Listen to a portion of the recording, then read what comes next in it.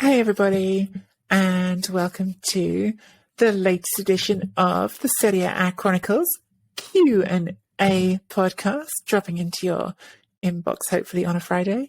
It's me, Nikki Bandini, here alongside Mina Rizuki to answer your questions on all things Serie A. Mina, I'm going to throw straight into you with a question we got this week from Sanat Telmaki. Sanat is very on it with questions, by the way. I like thank them. you for these questions, Sanat. Yeah. We're definitely not giving anyone favoritism. We've thought this was an interesting question to answer. So thank you for the question, Sanat. Sanat asks, I can't help but think the real reason why Inter are so well positioned is Marotta.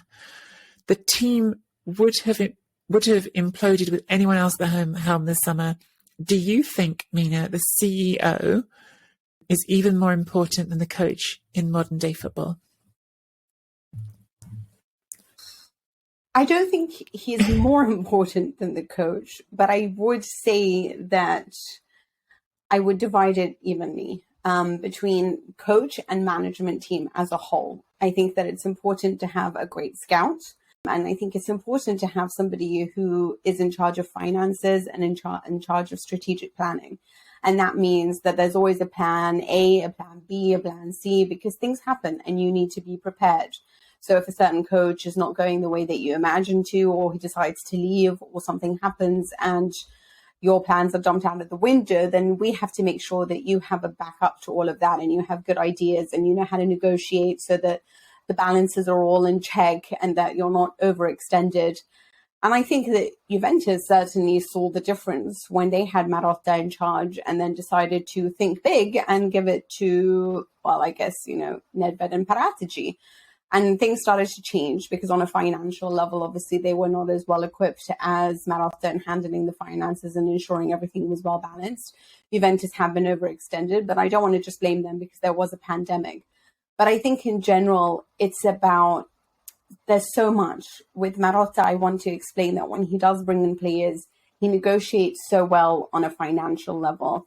He actually interviews the players and tries to have a chat with them or get somebody to chat with them and ask them keen questions, like what they like to do in their spare time, what their attitude's like, what their character's like. He's very good at that because he understands that a team is built on good men as well as good players. And he looks to rid the dressing room of bad juju, bad energy. And I think that was one of his important tasks when he arrived in Inter, because I think Spalletti really suffered with some of the dressing room disharmony when they had Mauro Icardi and Candreva was upset and Perisic wasn't happy. And there was lots of drama within that dressing room. Nangolan was there. And then slowly, he started to create, let's say, just more harmony, brought in a coach that he felt attacked the problem that Inter had, which was on a psychological level. And moving on a tactical level, he was like, okay, I'm not going to find anyone like Antonio Conte. So what can we do better here? Go for either Allegri or Inzaghi. And he makes good decisions because he strategizes. He spends a lot of time thinking of a plan B and a plan C.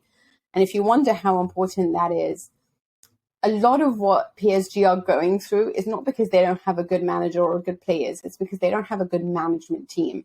And what makes it worse as well is when you have a man in charge, such as, say, Leonardo right now, who is arguing with everyone and argued with previous coaches and is seemingly the man that everyone is worried about having to work with should they accept the PSG coaching job.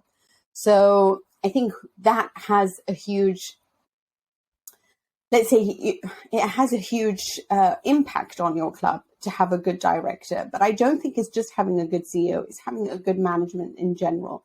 Ownership that doesn't meddle or try to impose how it is that they want the team to play, which I think happens in certain clubs that want to only play 4-3-3 or want to play with three of their best strikers or whatever it is.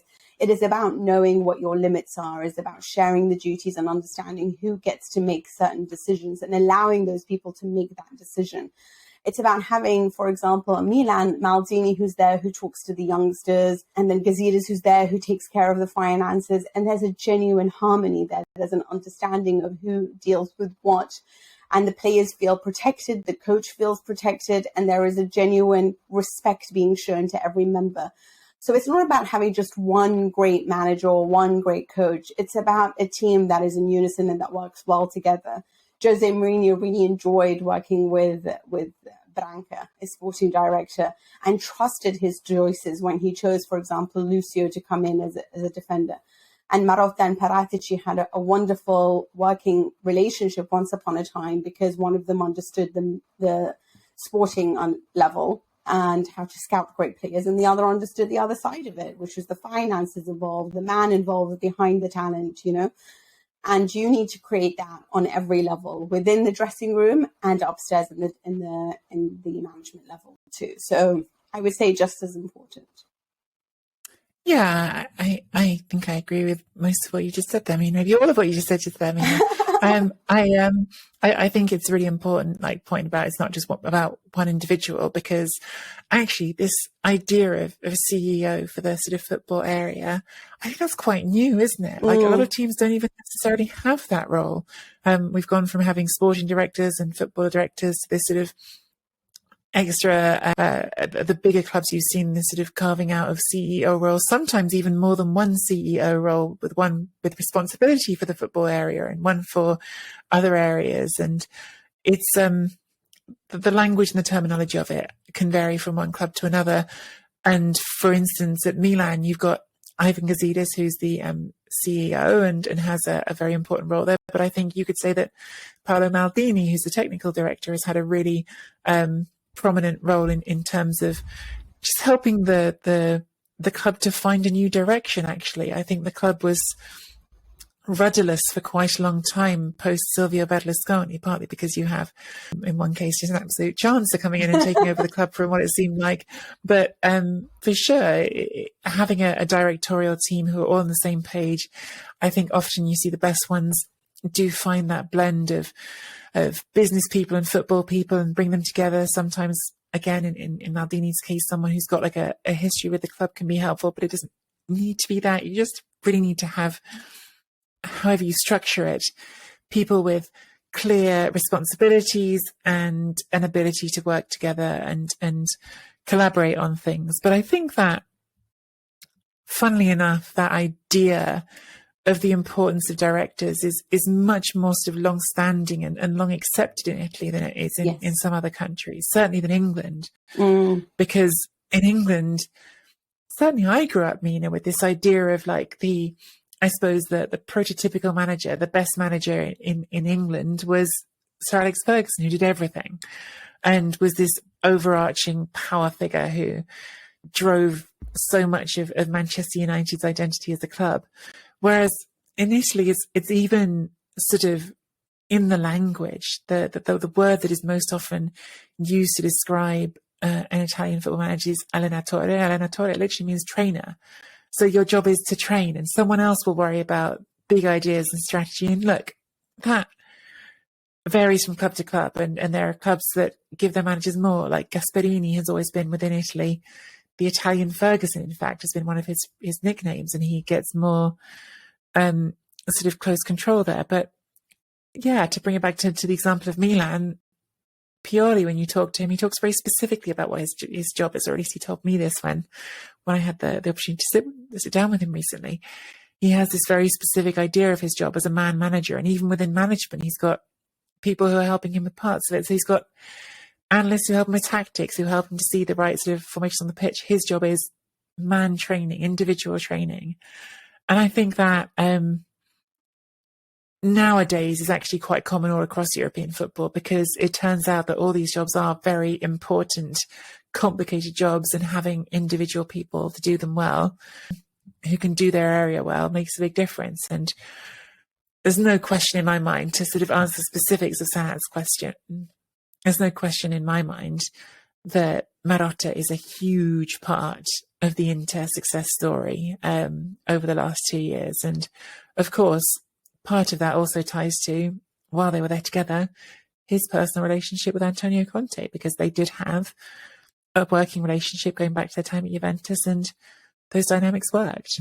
Actually, that's a great point. It's also what they can do to attract a great coach. As in, if you are PSG, obviously you're probably going to attract a great coach because you have Messi and Neymar and Mbappe and all of that. But say you're just a regular team who has some stars, but not necessarily all of them. A good management on board with good directors and men that you want to work with, or hopefully women as well, then it actually allows you to bring in the best. And some of them will feel like this is a good unit I can work with, and I feel there's an organization there. I don't feel like it's all on my shoulders to create and do everything. There are some people who want to do it all, but I think that it can attract some of the best. It is personal relationships. It is knowing. When Fabio Capello told Antonio Conte, when you leave Juventus, you're not necessarily going to have that kind of support from everywhere else. He didn't find that same support in England. He did find it once again at Inter because of obviously Marotta. And I think it's important when you are trying to go for some of the best coaches out there, because that's one thing that Pochettino really loved about Juventus. Chose PSG, well, let's just say Juventus chose Allegri, but these things matter. Yeah, and of course, just to name what you just said as well, Mina, directors and managers, there's no way that Antonio Conte is manager of Tottenham right now without Fabio Paratici being there. So exactly what you said with Marotta, managers will sometimes only take a job because they want to work with someone, and that in itself is already a really important thing. Yeah, they were best friends. Okay, let's move on to the next question, and this comes from Vitas Carosella in upstate New York, and he posted this via SerieChronicles.com, so use the website. Hi, Mina and Nikki. Love the show. Keep up the good work. Thank you. I was wondering what you think the FIGC and Serie A could do to help southern clubs and academies become more competitive. Napoli and Salernitana and Cagliari, if you count them, are the only representation for the south. And most of the best players from the south end up in the north anyway. How can this be remedied? I think it's a really interesting question for Vitas to ask, because I feel like the perspective that Vitas has brought to this, maybe like there's a clue in the upstate New York bit, because in America you see sport, certainly like major league professional sport is often operated in a much more centralized way. So of course, sports like the NBA or leagues like the NBA and the NFL have drafts, and they're bringing in talent in this sort of, collaborative way between the different clubs, where there's a set of rules about who you can bring in, and they have a sort of differently in different sports, but they have a structure set up, not all through their own means. Some of it's through the college system, through the high school system, or for sports like baseball, it's the minor league system. They have systems for developing young talent that are, I guess, common to all the different clubs competing at the highest level. Whereas I think European football in general doesn't work like that. Clubs are private entities that are working entirely on their own basis, and you have to think in terms of what Serie A can do to help. It's not Serie A's job to help, because Serie A, in theory, could be dealing with a different set of clubs every year, right? In theory, anyone can get relegation, anyone cannot be there next season. Is it the Italian Football Federation's responsibility? A bit more, because the Italian Football Federation has an interest in talent all across the country being developed and becoming Italian talent. But still, ultimately, what this comes down to is the responsibility falling with individual clubs. It's certainly a valid point that Vitas raises, that there's a huge amount of talent in southern Italy. I think a city like Naples continues to be one of the absolute hotbeds of young talent in Italy. And very often it is clubs from the north that are doing very effective scouting down there and grabbing kids before they sign up for the local clubs. And it's actually a really fascinating thing. I feel like I've had this conversation with a bunch of different players about like how difficult that move was as a teenager, to go so far away from your family, to go all the way up north and to make that journey as a kid and leave you behind. And this is where I think football reality collides with just social reality and economic reality, which is, I think, the flip side of that coin is you do hear this story quite often of kids from poor families and their families essentially seeing that move north as being an economic good, as being a chance to get them away from perhaps bad influences that could exist locally. There is still an element that you hear about, again, often speaking to footballers who grew up in the tougher neighborhoods in the South, that they would see things, gang-related violence really sort of prominently, and you think you take them away from any friends they might have made at school who've got caught up in that, you take them out of it completely. It becomes something that even parents are thinking about in that situation, which is really complicated to unpick. That's not anything that any football club can undo, let alone anything that that you could expect the Football Federation to do. Although, we can talk about positive football initiatives such as the Italian Football Federation, when Prandelli was in charge, making a big point of going to train with the national team on pitches reclaimed from the Camorra and things like that. There are things you can do as sort of, I guess, public image steps you can take. But in the end, short of other clubs agreeing to in some way subsidize clubs from the South, you have to leave responsibility to the clubs to do their own academies, to take charge of their own things, the steps that they can take to develop young talent. And look, there are clubs that do that better than others. I mean, Napoli are, for all of Aurelio De Laurentiis's foibles, they've been one of the better run clubs financially and economically instead of the last few years. And part of that is because they do develop talent in-house. But I think that, again, the reality is it's more difficult for clubs in the South to do it because in general, they don't have the economic foundations of the big clubs in the North. And that's because the big clubs in the North are situated in economically more prosperous cities with more sponsors who are willing to put into the club, more infrastructure that allows them to run academies with all of the modern setup that you want to be a top level club nowadays. And not in all cases, but I think this disparity is also increasingly being seen. Better stadiums all over the country, that remains a big issue. Lots of clubs still haven't got their own proprietary stadiums, but where it's happened, it has tended to happen more in the North. The clubs have been able to make that investment. And that then comes to another point, which is you're dealing with local government all over Italy with widely diverging ideas of how things should be done and can be done.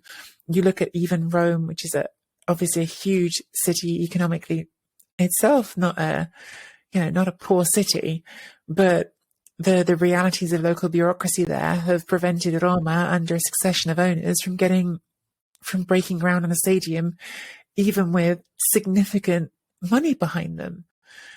And these things all contribute. They all contribute in varying degrees to just I guess a more complicated backdrop in which to set up the sort of structures that you would like to. It's just easier for the clubs in the North, and without societal change, some of those barriers are quite hard to dismantle. It's very difficult to follow up on that answer because it's exactly, basically, I mean, there were just so many different points made. It is unfortunately a reflection of just real life, and the best way to conduct business, if you are somebody who starts in the corporate world or any industry, is to do so in a place that's fertile already, and to do so behind, let's say, quietly. The best way to do your business is quietly, with nobody looking at you, with no eyes on you, and you can move as you please. And it's much easier to do that in a big town than it is, or rather a big city, than it is to do in smaller places where general wealth will be looked at, will be investigated. There's curiosity surrounding it. And I think this is also a problem. For example, there have been some great, Palermo, we talked about Maurizio Zamperini. There was a lot of talent there. They went through a great era of success, and Palermo was a name that had some of the very best players, from Barzagli and Cavani to obviously Dybala that we've mentioned before, and they were allowed to prosper. But you needed to have a certain character in charge who could deal with some of the things that you have to deal with being the owner of Palermo. And I say this from experience because I was involved in discussing things with a consortium that wanted to buy Palermo. And you will not imagine the kind of hoops and the kind of leaps that you have to make, and you're investing money somewhere. So it's crazy what they ask of you and what they want from you, which is something that when you are a big city such as Milan, you're not really, there is just so many different industries. There's so much wealth there. So you're not paying such close attention to what's coming in and which new millionaires arrived and which new owner wants to spend this much money. There's not so much curiosity surrounding every industry and surrounding every person. You are allowed to do your business sort of without so much attention, which is something you can't really guarantee in the South because obviously it's much less. So you have to go through a lot of hoops. You have to be a different type of character. And I think it's that much more difficult in all honesty for me, having realized what that would entail to be part of a consortium that would take charge of Palermo, than it would be, say, when Sampdoria is on the market and also looking for somebody to buy them. It's much easier to go for that, more money, sure, but there are certain things to be done in business where it helps when you are within and amongst like-minded individuals, and you can conduct your business without prying eyes. And this is something that even players have said, it's different when Higuain was playing at Napoli and everyone would come up to him and there was this kind of community feel. There's beauty, and it's beautiful, and it can be a curse. But also when he walks in Turin, nobody looks at him. He can do as he wants. Nobody cares. There's a million others before you. There'll be a million others after you. You are not special. You are ordinary. And I think that makes a difference as well. But it is also the luck of the draw. And Atalanta, for example, are a team with a very small budget, but they have invested in their academy. They are a team that believe in youth and in growing talent and using that as a form of revenue as well. This was something that we saw Catania, we saw in Cagliari, we've seen obviously in Palermo. It's more and more in the north because obviously, generally speaking, if you are a wealthy owner or you do want to make your investments, they do generally do what happens in real life, which is it comes in the big cities. But I do agree in the sense that there's very little that the Federation and Serie A can do in general to help that, other than, things like Mancini or what Prandelli once did, which is try to involve other communities and make sure that everyone is being put on the map, which is generally speaking what FIFA and UEFA try to do sometimes when they give the World Cups to different areas, and it upsets so many different people. But this is how you put your name on the map. You guys, we were just today talking about separate recording about Maurizio Zamparini and his legacy, and imagine we could have had Mina, the Mangialanatori, in Palermo as well, from what she's just revealed to us. Last question for this You better week. believe everyone would be sacked. Last question for this week comes from Intertwined in Tampa, Florida. While Lautaro and Dzeko have done well to pull Inter through, they've both been inconsistent throughout the season, and I feel like we need someone more clinical, they write. What kind of striker do you think Inter needs this off-season, given Dzeko's not getting any younger? Vlahovic. Well, I mean, you're joking, and I also was like, yeah, a little bit. Like, it's kind of exactly what they would have probably really best served by. Yeah, I mean, frankly speaking, like when I was thinking of what honestly speaking, more about, it was interesting the backlash after what some of the Fiorentina journalists or what they were writing in the local press were saying, because obviously I was really interested to see what the journalists in Florence were writing after that loss to Lazio, whether or not they were going to blame Vlahovic, despite the fact that Vincenzo Italiano was working so hard to make sure that that wasn't going to be an alibi for the team. And what they were saying, and I wish completely agreed with, is that he's a tactical solution. He's somebody that can hold up play. He's got the physique. He's got the ability up front as a striker to work in open spaces, but to also bring others into play and also work in tighter spaces. So he is just like this one-stop shop, your tactical get out of jail card. And he's Osimhen is that as well. I mean, if you have Osimhen and you have Vlahovic, then you never really need anyone else in your life if you're up front, I mean, they are just two amazing footballers and attackers that just really that can combine efficiency with with tactical intelligence, with perfect technique, and they make the difference. They make the impact, and they have done so on a consistent level this season. And I think it's difficult to find that. I think Lukaku worked perfectly within the dynamics and within the tactical identity that Antonio Conte laid out. He is the perfect Antonio Conte striker. And he made the difference because he was somebody that knew how to hold up play, that accelerated well, that worked well with the rest of the team, and especially Lautaro Martinez. I thought they had a really great relationship. Dzeko's a different type of striker in the sense that he gives more to the final third in terms of his feet and in creativity, but perhaps not somebody that will bully your centre backs. So I worry about Lautaro Martinez because there is so much talent there, but I worry whether he's a little bit like a Dybala. You know, these two players that have just such remarkable scope for brilliance that can do so much. And we know that because we've seen it recently for Argentina as well. But he hasn't scored in 5 matches. He had this also last season where he goes through a period of form in which he doesn't really produce the goods. So you're right in that. And this is what's going to happen with a lot of strikers, you know, like Dybala, like others that we've seen, Immobile for the national team, although I think that's probably more of a tactical issue at times, where, you know, certain strikers won't produce the goods. But we're talking about the very best. And for the very best, you need a lot of money.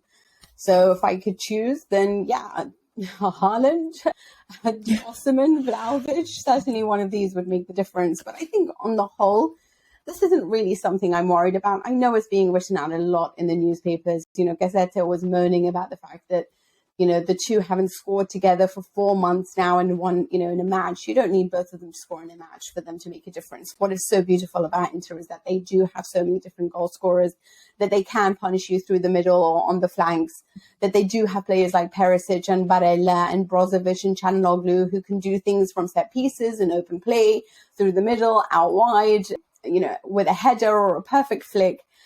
I think what you need is variety. And it will happen that there are certain matches in which your goal scorers won't produce or they won't get that goal. But overall, the team is playing beautifully, and we should have teams in which everyone takes part in the final goal, and we're not all reliant on this wonderful Haaland or Vlahovic or Mbappe or whoever it is you have up front.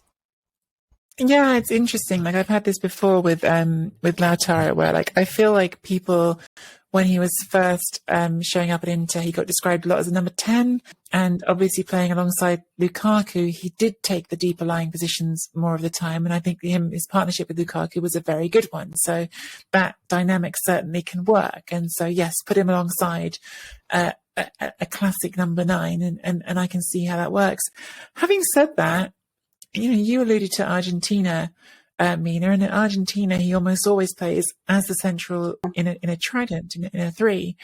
And to me, he's always been much more a 9.5 than a 10. Like I don't see him as a number 10 really. No, me neither. And so part of me wonders if the answer to this question isn't you don't need another striker at all. What you need is the supporting cast in attack that is not in front of him, because even with Dzeko, differently interpreted to Lukaku, but still that's someone who leads the line and again places back to goal instead of playing facing goal as much as Lukaku does, but is often the furthest point forward. What if Lautaro is the furthest point forward, and what you're looking to bring in is someone to play behind him and to play off him, and perhaps even in a different setup to play in the wide positions off him? I think if you want to get the best of Lautaro, that might be the answer, actually. I think if you want him to become all that he can be as a player, I'm not convinced he should be the second man back. I think if anything, I see him further forward. But that becomes complicated at Inter specifically, because then you go, okay, well, how does that work? Because Inzaghi likes back 3, and you've got your back 3, and you've got really, really nice wing backs right now that you like. So what are you going to talk about doing? A 3-4-3 maybe, or something much more cautious with a 3-4-1-1? I don't know. Like there's different ways of approaching it. So do you think it's a tactical issue as opposed to, or do you think there's something there with the mentality? Like, he's not. Well, Is he somebody capable of leading the line all the time, or will he feel the pressure? Is there something about pressure that gets to him? Because there is something on that level. Yeah, and we're talking about this in the week, Mina, when he lost his head badly at the end of Milan's game against Inter. So of course that's in my head, and that is influencing how I think about this. But I do think the evidence of the national team is important, because Argentina were looking for so long for someone who could play up front with Leo Messi in the team, and it wasn't working. And then along comes Lautaro, and it worked all of a sudden. And look, he now plays games without Messi in the national team as well, and it still works. So I do think that is non da buttare in Italian. Don't chuck that information out. That's more information we have about him as a player and what he can offer. Is his mindset perfect? Maybe not. Are there lots of examples I could give you of footballers and, even specifically strikers who had mentalities that I didn't like, but who were still incredibly productive, excellent goal scorers? Yes. I mean, Luis Suarez did some terrible things on the football pitch, but he was brilliant at football. But he weigh was those up consistent. however you choose to, but it's not really about his behavior. I don't care about his behavior. Put that aside. Van Bommel was terrible on the pitch sometimes, But it's about, can he provide the consistency from a mentality point of view, or is he a little bit like Dybala, where you see brilliance and then there's a drop, and then brilliance and then there's a drop? You know what I mean? I understand where you're coming from, but I think they're quite different characters. And I mean, again, I keep pointing to this Argentina situation, because Dybala never became much for the national team. He was always, not always, but largely a disappointment for the national team. Whereas Lautaro stepped into that potentially quite daunting setting and was successful really right away. And I think you could also say that when he first showed up in Champions League games, at the beginning, he was right away very successful in that area. And I think he has, perhaps like many, many footballers, he can be a confidence player that can come and go. But I don't think he's got that. Well, time will tell. I don't think I necessarily see that frailty in the same way with him. Well, it's like you said, time will tell. And hopefully he'll figure it out, because he really is such a great talent. But we hope you enjoyed this Serie A Chronicles Q&A. Check out our new website at serieachronicles.com to find the link to join the Chronicles Tifosi membership on Patreon to get access to exclusive podcast episodes and other bonus content. Well, keep them coming. Get your questions in on Twitter at SerieAChronPod with the hashtag Chronicles Q&A, or go to our website to email us or to send us a voice message. And we'll put the audio of you asking your question on the show. Check that out. Find both of us on Twitter at Nikki Bandini and at Mina Rizuki, and subscribe to the Serie A Chronicles YouTube channel for clips of the show, which was mostly me putting on my lipstick and arranging my hair. And, even though this is just a podcast, but leave us a rating and on Apple Podcasts or wherever you get your podcasts. And as Nikki and I love to say, make sure they're all positive. Thank you for listening to this little episode, and we'll be back on Tuesday. Ciao for now.